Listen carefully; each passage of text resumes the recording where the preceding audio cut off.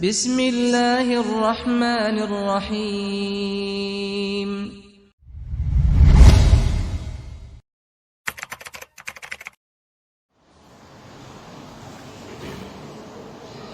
Bismillahirrahmanirrahim.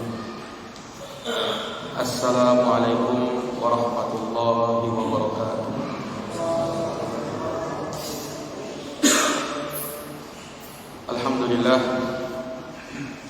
Alhamdulillahi rabbil alamin. Wa bihi nasta'inu ala umuri dunya waddin. Asyhadu an la ilaha illallah wahdahu la syarika lah.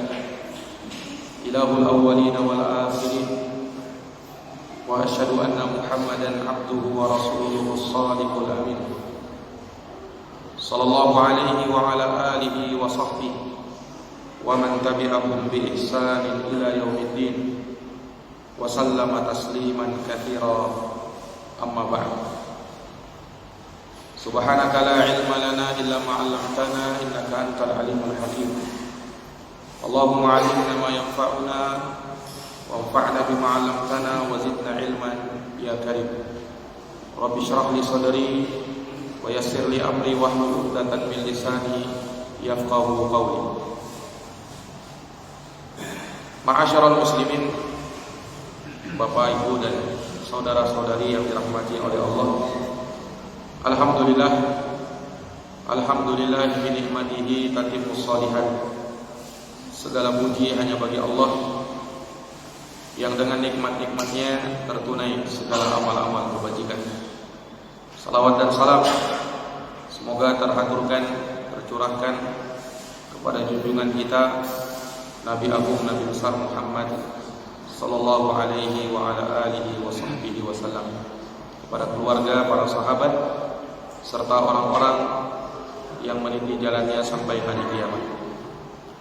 Ma'asyiral muslimin, Bapak Ibu yang dirahmati oleh Allah. Melanjutkan pembahasan kita dari kitab Riyadhus Shalihin min kalami Sayyidil Mursalin, karya Imam Abu Zakaria Yahya bin Sharaf An-Nawawi rahimahullahu ta'ala. Hadis yang akan kita bacakan pada pertemuan malam hari ini diterima dari sahabat Abul Abbas Abdullahi ibnu Abbas radhiyallahu ta'ala anhuma.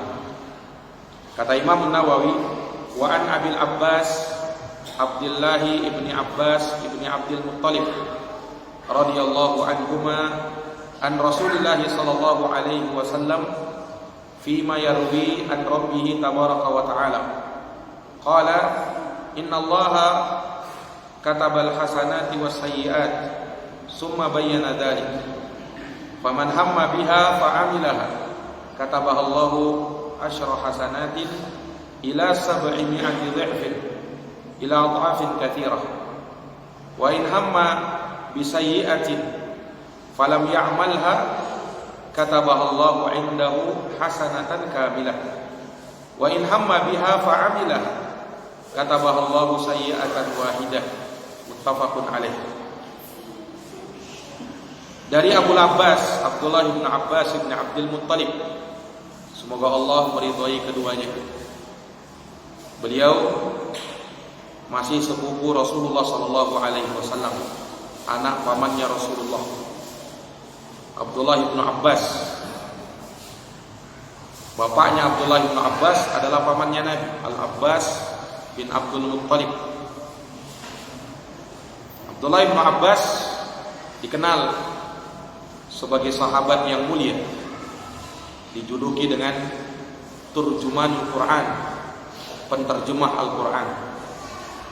Beliau adalah habrul ummah, lautan ilmu dan tinta dari umat ini. Saking luasnya ilmu Abdullah bin Abbas ini. Dan ini berkat doa yang Rasulullah sallallahu alaihi wasallam berikan untuk Ibnu Abbas. Jadi ceritanya, suatu malam Abdullah bin Abbas pernah bermalam di tempat bibinya beliau, Maimunah, yang tidak lain merupakan istri Rasulullah sallallahu alaihi wasallam. Maka di situ Abdullah bin Abbas yang masih kecil tatkala itu mengamati bagaimana ibadah yang dikerjakan oleh Rasulullah. Di suatu malam Ibnu Abbas menyiapkan air wudhu untuk Nabi dan segala keperluan Nabi. Sampai Rasulullah merasa heran, siapa yang menyiapkan semua itu? Maka ketika diberitahukan kepada beliau bahwa yang menyiapkannya adalah Abdullah bin Abbas, maka Rasulullah mendoakan Ibnu Abbas. Kata Rasulullah sallallahu alaihi wasallam, "Allahumma faqihhu fid din wa 'allimhu ta'wil." Ya Allah, berikan dia pemahaman dalam agama dan ajarkan dia ilmu ta'wil, yaitu ilmu tafsir Al-Qur'an. Nah, dan berkat doa Nabi ini Abdullah bin Abbas menjadi ahli di dalam Al-Qur'an, turjumanul Qur'an. Oleh karenanya ucapan Ibnu Abbas sering dinukil oleh para mufassirin ketika menafsirkan ayat-ayat di dalam Al-Qur'an. Bahkan ada karya tertulis yang disebut dengan tafsir Ibnu Abbas. Nah, ini sahabat Abdullah bin Abbas. Beliau sahabat yang banyak meriwayatkan hadis dari Nabi. Lebih dari 1000 hadis diriwayatkan oleh sahabat Ibnu Abbas. Sehingganya beliau masuk dalam 7 orang sahabat yang paling banyak meriwayatkan hadis dari Nabi. Iya. Dan beliau Abdullah bin Abbas di masanya terkenal sebagai alim besar dan menjadi rujukan umat sepeninggal Rasulullah sallallahu alaihi wasallam dan sahabat-sahabat senior sudah wafat. Maka manusia kembali kepada Ibnu Abbas, bertanya tentang agama, bertanya tentang ilmu, bertanya tentang halal dan haram di dalam Islam. Iya. Maka Abdullah bin Abbas radhiyallahu anhu, beliau dikenal dengan keilmuan sekalipun usianya masih muda belia. Nah, salah satu hadis yang diriwayatkan oleh Ibnu Abbas adalah hadis yang kita bacakan ini. Hadis yang diriwayatkan oleh Ibnu Abbas dari Nabi sallallahu alaihi wasallam, dan Nabi SAW meriwayatkannya dari Allah tabaraka wa taala. Hadis ini dikenal dengan hadis ilahiyah atau hadis qudsi.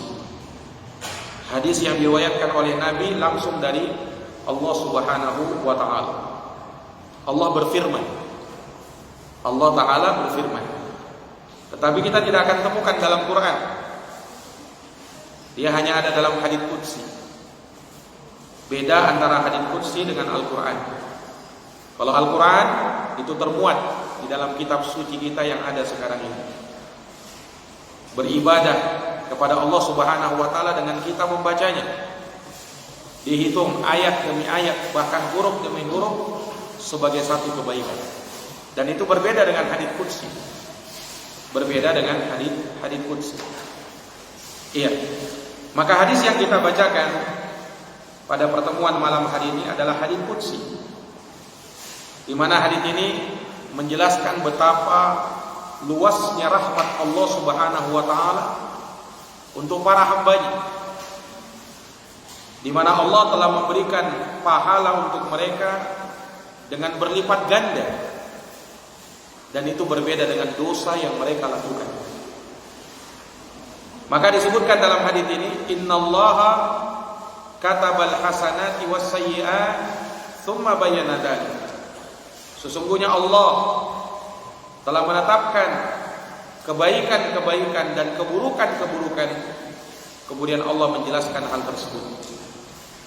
Kemudian Allah menjelaskan hal tersebut, faman hamma biha, barang siapa yang berkeinginan kuat untuk melakukan suatu kebaikan, fa'amilaha, dan dia mengamalkannya, kataballahu asyra hasanat, maka Allah akan tulis untuknya 10 kebaikan. ila 700 dha'fin, bahkan sampai 700 kali lipat, ila adhafin katsirah, dan berlipat-lipat lagi. Wa in hamma bisayyi'atin, dan kalau dia berkeinginan untuk melakukan suatu kejelekan, falam ya'malha, lalu dia tidak mengamalkannya, katabahallahu indahu hasanatan kamilah. Dia berkeinginan untuk melakukan kejelekan, tapi dia tidak lakukan, maka Allah tulis di sisinya satu kebaikan yang sempurna. Wa in hamma biha fa'amilaha, dan kalau dia mau melakukan kejelekan dan dia lakukan kejelekan itu, katabahallahu sayyi'atan wahidah, maka Allah tulis sebagai satu dosa, satu kejelekan saja. Hadis ini muttafaqun alaih, diriwayatkan oleh Al-Imam Al-Bukhari dan Imam Muslim. Ikhwani fiddin, Bapak Ibu yang dirahmati oleh Allah Subhanahu wa taala, maka di dalam hadis yang mulia ini disebutkan bahwasanya Allah Subhanahu wa taala menetapkan segala kebaikan dan segala keburukan. Sudah ditetapkan oleh Allah. Ditetapkan di mana? Kata para ulama, ditetapkan di dalam Al-Lauhul Mahfuz. Al-Lauhul Mahfuz, catatan yang menghimpun semua amal perbuatan manusia, bahkan seluruh yang terjadi di dunia ini tertulis dalam kitab yang disebut Al-Lauhul Mahfuz. Disitulah ilmunya Allah Subhanahu wa taala. Allah tuliskan segala sesuatu di dalamnya. Dan ini sesuai dengan firman Allah, inna kulla syai'in khalaqnahu biqadar. Sesungguhnya segala sesuatu kami ciptakan dengan takdirnya masing-masing. Wa kullu saghirin wa kabirin mustatar. Segala yang kecil dan yang besar semuanya tertulis di mana? Di Lauhul Mahfuz. Baik itu kebaikan ataukah keburukan. Nah, Allah tulis dan Allah catat. Ketika hamba mengamalkannya, maka Allah Subhanahu wa taala tulis sebagai satu kebaikan yang sempurna. Ketika dia ingin melakukan kebaikan, dan itu tentunya sesuai dengan hikmah, keadilan dan karunia Allah Subhanahu wa taala kepada hambanya. Segala yang tertulis dalam Lauhul Mahfuz, catatan takdir, tidak ada yang mengetahuinya kecuali Allah Subhanahu wa taala sendiri. Hanya Allah yang tahu. Adapun kita, ketika kita mengamalkan kebaikan, kita tahu amal kebaikan yang kita kerjakan. Adapun amal kebaikan yang baru kita mau rencanakan, maka belum tentu itu ditakdirkan kepada kita sesuai dengan apa yang Allah Subhanahu wa taala tetapkan untuk hambanya. Nah, maka di dalam ketetapan Allah terhadap segala kebaikan dan keburukan, maka di situ nampak betapa luasnya rahmat Allah dan betapa baiknya Allah Subhanahu wa taala kepada hamba-hambanya. Seseorang misalnya dia mau melakukan satu kebaikan, contoh dia mau berwudu untuk membaca Al-Quran. Dia ada keinginan untuk hal tersebut dan sudah ada tekad untuk mau melakukannya, tapi tidak jadi dia lakukan, maka dituliskan untuknya satu kebaikan yang sempurna. Kalau dia berkeinginan kuat mau melakukan kebaikan tapi tidak jadi, Allah tulis satu kebaikan sempurna. Dan kalau dia mau kerjakan, ya, berkeinginan kuat untuk melakukannya dan ternyata dia lakukan, maka Allah lipat gandakan bukan satu kebaikan, tapi dilipat gandakan menjadi 10, 700, bahkan berlipat lagi. Bahkan berlipat lagi. Seseorang ingin bersedekah misalnya, dengan harta tertentu yang dia miliki. Sudah ada keinginan kuat untuk melakukannya, tapi dia tertahan untuk melakukan hal tersebut, ya, tidak jadi bersedekah, maka dituliskan baginya satu kebaikan sempurna.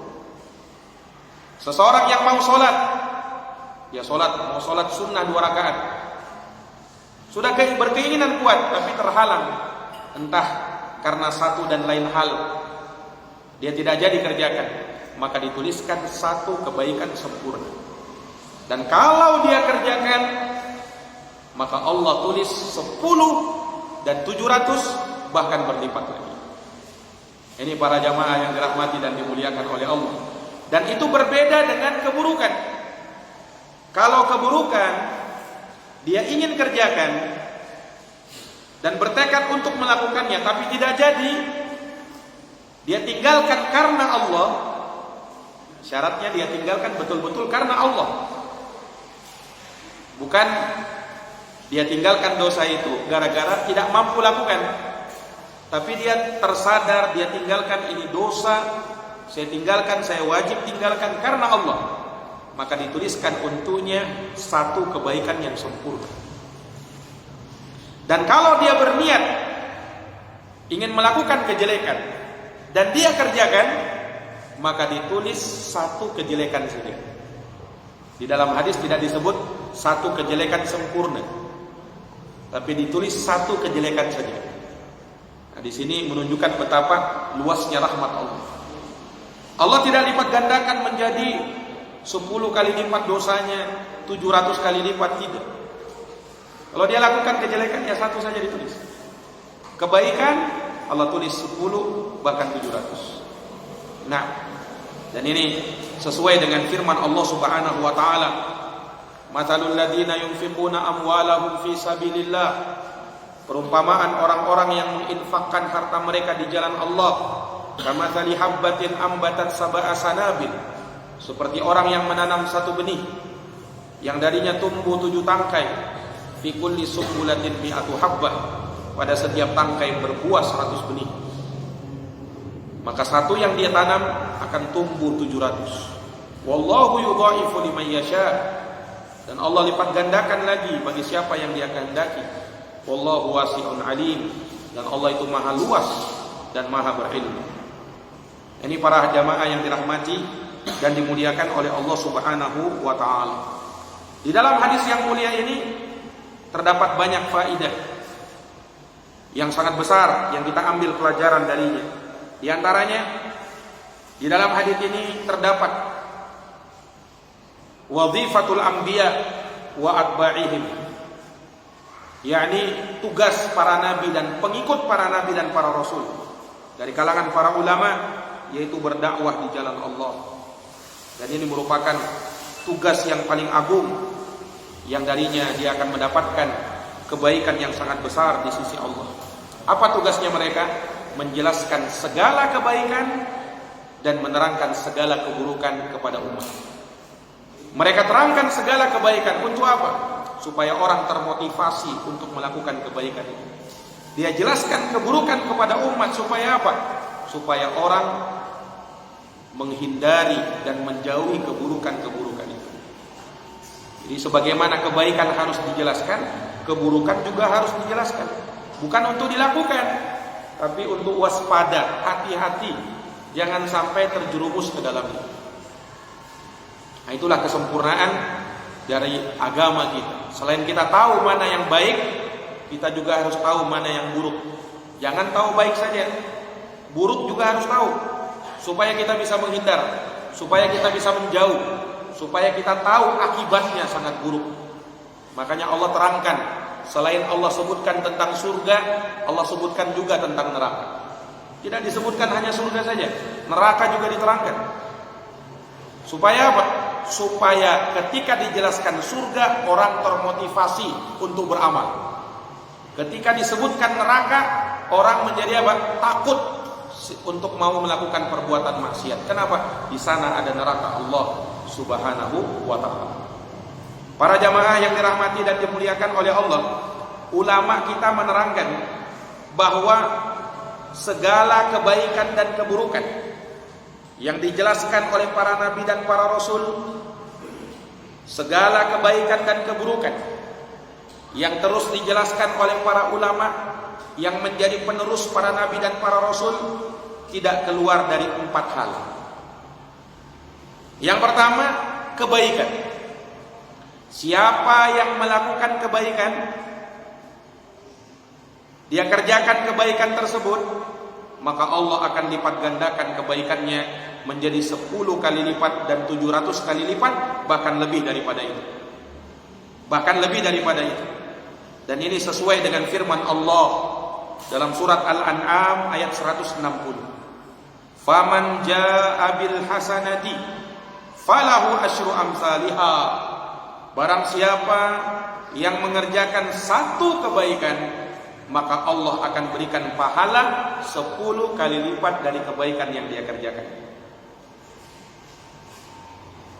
Kemudian dari 10 kali lipat itu, Allah Subhanahu wa ta'ala bisa lipat gandakan lagi lebih daripada itu, menjadi 700 bahkan lebih lagi, seperti ayat yang tadi kita bacakan.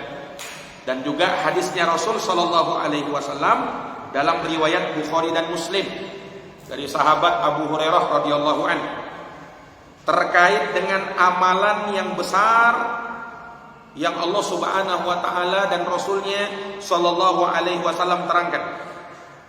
Kullu amali bani Adam, setiap amalan anak cucu Adam, yudha'aful hasanatu asyru amsalihha, akan dilipat gandakan menjadi 10 kali lipat, ila sab'i mi'ati dhi'fin, bahkan menjadi 700 kali lipat.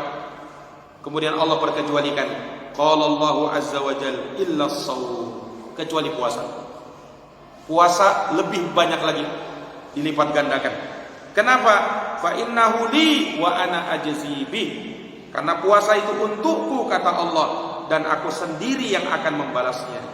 Yada'u syahwatahu wa ta'amahu min ajli. Orang yang puasa, dia tinggalkan syahwat dan makanannya, semua itu dia lakukan karena aku. Menunjukkan bahwa puasa itu Allah lipat gandakan bukan 10 kali lipat, bukan 700 kali lipat, lebih daripada itu. Lebih daripada itu. Orang yang sabar, Allah katakan dalam Quran, innama yuwaffas sabirun ajrahum bighairi hisab. Sesungguhnya balasan bagi orang-orang yang bersabar tanpa batas. Tanpa batas. Berarti berapa? Tanpa batas, bukan 10, bukan 100, bukan 700, lebih daripada itu, tanpa batas. Itu balasan pahala orang-orang yang sabar. Makanya sabar itu inti dari semua kebaikan. Lulus kita mengerjakannya kalau kita sabar. Kita tidak akan bisa sholat istiqomah dalam sholat kecuali karena sabar. Kita tidak akan bisa istiqomah dalam majelis ilmu kecuali juga dengan sabar. Kita tidak bisa istiqomah untuk pergi ke masjid, sholat di masjid, ibadah di masjid, kecuali kalau kita punya kesabaran. Jadi sabar itu bukan hanya ketika dapat musibah, ketika dapat ujian dan cobaan. Sabar itu kata ulama dalam 3 hal. Sabar kau dalam menerima ujian dan cobaan, sabar kau dalam menjauhi larangan-larangan Allah, sabar kau dalam menjalankan perintah Allah. Makanya orang yang mengerjakan ketaatan itu butuh sabar juga. Ini para jamaah yang dirahmati oleh Allah. Maka daripada itulah, ketika malaikat Allah Subhanahu wa taala menyambut para penghuni surga ketika masuk surga, salamnya para malaikat, salamun alaikum bima sabartum fa ni'ma uqbad. Keselamatan kalian, keselamatan untuk kalian wahai penghuni surga karena sebab kesabaran kalian. Malaikat tidak sebut karena sholatmu, keselamatan bagimu karena sholatmu, enggak. Atau keselamatan bagimu karena hajimu, karena umrohmu, karena puasamu, tidak. Yang disebut oleh malaikat, keselamatan bagimu karena sebab kesabaran. Kenapa? Karena kesabaranlah yang mewakili semua ibadah yang kita kerjakan. Dan mungkin kita bisa sabar Tidak mungkin kita bisa istiqomah dalam ibadah kalau tidak ada kesabaran. Nah, ini para hadirin yang dirahmati dan dimuliakan oleh Allah Subhanahu wa taala. Baik. Nah, dilipat gandakannya pahala seseorang itu karena beberapa faktor. Di antaranya karena bagusnya keislaman seseorang. Semakin bagus Islamnya, semakin besar pahala yang dia dapatkan. Makanya orang itu ketika dia mengerjakan kebaikan, beda-beda itu. Semakin dia paham agama, semakin dia berilmu, semakin dia kuat berpegang teguhnya dalam agama, ketika dia mengerjakan amalan lebih besar pahalanya ketimbang orang yang sekedar melakukan namun dia tidak paham apa yang dia kerjakan itu. Dia tidak tahu ilmunya dan dia tidak kuat berpegang teguh dengan agamanya. Beda itu. Nah, terkadang juga besar kecilnya amalan itu tergantung dengan faktor keikhlasan di dalam hati. Semakin ikhlas kau beramal, maka semakin besar pula pahala amal yang kau dapatkan. Terkadang juga besar kecilnya amalan itu tergantung dengan di mana kita mengerjakan amal ibadah itu. Nah, kalau kita kerjakan di tempat-tempat yang mulia, lebih besar pahalanya. Makanya telah berlalu hadis yang kemarin kita sebut, orang yang sholat di masjid berjamaah itu pahalanya 27 kali lipat ketimbang orang sholat sendirian di rumah. Kenapa? Kemuliaan tempat ini, masjid Allah Subhanahu wa taala yang merupakan buyutullah, rumah-rumahnya Allah. Beda. Ini para jamaah sekalian, lebih hebat lagi kalau kita kerjakan di dua tanah haram, Makkah dan Madinah. Rasulullah bersabda, "Salatun fi masjidi hada afdalu min alfi salatin fi ma siwa illa al-masjidal haram." Salat di masjidku ini, kata Nabi, Masjid Nabawi, lebih utama dari 1000 kali salat dibandingkan masjid-masjid lain kecuali Masjidil Haram. Dan salat di Masjidil Haram lebih utama daripada salat di masjid-masjid lain 100.000 kali salat. Kita salat 100.000 kali salat di sini baru bisa menyamai satu salat di sana, Pak. Kenapa? Kemuliaan tempatnya. Nah, ini para jamaah yang dirahmati dan dimuliakan oleh Allah Subhanahu wa taala. Nah, terkadang besar kecilnya amalan itu juga tergantung dengan amalan itu jenisnya apa? Wajib atau sunnah. Nah, kalau dia wajib, besar pahalanya ketimbang amalan sunnah. Yang wajib lebih didahulukan ketimbang amalan sunnah. Wa ma taqarraba ilayya 'abdi bi syai'in ahabba ilayya mimma aftaratuhu alaih. Tidak ada suatu amalan yang mendekatkan diri kepadaku yang lebih aku cintai melebihi amalan kewajiban yang aku wajibkan kepada hamba. Artinya amalan wajib lebih dicintai oleh Allah daripada amalan sunnah. Amalan sunnah juga dicintai sama Allah, tapi kalau dibandingkan wajib dengan sunnah, wajib lebih besar, wajib lebih utama. Ini para jamaah sekalian yang dirahmati oleh Allah. Terkadang juga besar kecilnya amalan itu tergantung dengan faktor waktu. Kapan kita kerjakan itu amalan? Maka tentu dimaklumi, orang yang beribadah di bulan Ramadan lebih utama daripada beramal di luar bulan Ramadan. Nah, 10 hari pertama bulan Dzulhijjah itu lebih utama daripada 10 hari yang lain. Karena disebutkan ya bahwa amal soleh yang dilakukan di 10 hari pertama bulan Dzulhijjah lebih dicintai oleh Allah daripada hari-hari yang lain. Ini para jamaah sekalian yang dirahmati dan dimuliakan oleh Allah. Terkadang juga besar kecilnya amalan itu tergantung dengan faktor jenis amalan yang kita kerjakan dari apa yang memuat dan termuat dari amalan tersebut. Makanya ketika kita membaca Quran dilipat gandakan oleh Allah Subhanahu wa taala, huruf demi huruf yang dikerjakan itu, yang kita baca itu maka ditulis sebagai satu kebaikan dan dilipat gandakan menjadi 10 kebaikan. Man qara'a harfan min kitabillah falahu bihi hasanah wal hasanatu bi asyri amsalihha. Siapa yang membaca satu huruf di dalam Quran, baginya satu kebaikan dan Allah lipat gandakan menjadi 10 kebaikan. Ini para jamaah sekalian yang dirahmati oleh Allah. Terkadang juga besar kecilnya amalan itu tergantung siapa dulu yang mengerjakannya.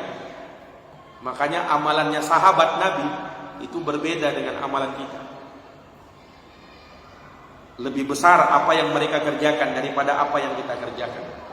Infaknya sahabat saja, kata Nabi SAW, "Lau anna ahadakum anfaqa misla Uhudin zahaban ma balagha mudda ahadihim wala nasifa." Andaikan seorang dari kalian berinfak dengan emas sebesar gunung Uhud, tidak akan bisa menyamai infaknya sahabatku, walau dia berinfak cuman segini. Kalian berinfak seperti satu gunung emas. Bayangkan. Kenapa? Siapa dulu orangnya? Sahabat Nabi SAW tidak diragukan keimanan dan keyakinannya. Semakin mantap keyakinan seseorang, semakin besar pula amal ibadah yang dia kerjakan. Nah, ini para jamaah yang dirahmati dan dimuliakan oleh Allah Subhanahu wa taala. Nah, dan perlu diingat juga, amal kebaikan itu berlipat ganda karena faktor tadi. Tapi terkadang dosa. Secara umum memang kalau orang mengerjakan dosa, satu dia kerjakan, Allah tuliskan satu kejelekan. Tetapi bisa juga kejelekan tersebut menjadi berlipat ganda ketika kejelekan itu dilakukan di tempat-tempat yang mulia. Nah, makanya dosa yang dilakukan di Masjidil Haram, di dua tanah haram, lebih besar daripada dosa yang dikerjakan di selain itu dari dua tanah haram. Kenapa? Karena itu tempat suci. Kalau kita langgar kesuciannya, maka kita yang akan menanggung akibatnya.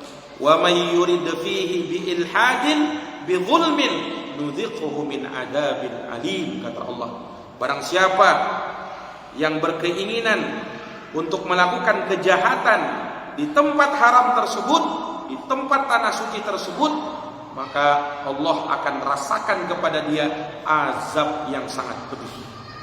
Ini para jamaah yang dirahmati dan dimuliakan oleh Allah Subhanahu wa taala. Iya. Demikian pula ketika dosa itu kita lakukan dan kita peruntukkan kepada orang-orang yang utama. Makanya berdusta atas nama Nabi lebih besar dosanya daripada dusta kepada seseorang. Kenapa? Kemuliaannya Nabi, Pak. Sampai Nabi pernah bersabda, "Man kadzaba alayya muta'ammidan falyatabawwa maq'adahu minan nar." Barang siapa yang berdusta atas namaku dengan sengaja, maka persiapkan tempat duduk di dalam api neraka. Berdusta atas nama Nabi berbeda dengan dusta atas nama orang. Lebih besar dosanya. Dusta itu aja sudah besar, apalagi berdusta atas nama Nabi, apalagi berdusta atas nama syariat, atas nama agama. Ini lebih besar lagi. Para hadirin yang dirahmati dan dimuliakan oleh Allah Subhanahu wa taala. Ya.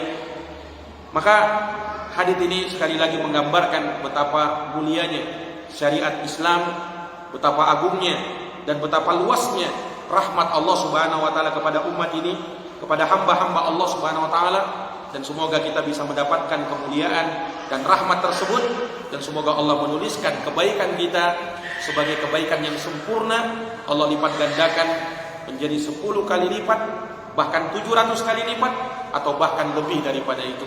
Sehingga kita melakukan kebaikan, kita melakukan amal soleh betul-betul dinilai sebagai sesuatu yang berharga, bernilai di sisi Allah Subhanahu wa taala, dan kita pun berbahagia melihatnya tatkala kita berjumpa dengan Allah. Semoga bermanfaat. Jazakumullahu khairan atas perhatiannya. Mohon maaf atas segala kekurangannya. Subhanakallahumma wa bihamdik, asyhadu an la ilaha illa anta, astaghfiruka wa atubu ilaik. Wassalamualaikum warahmatullahi wabarakatuh.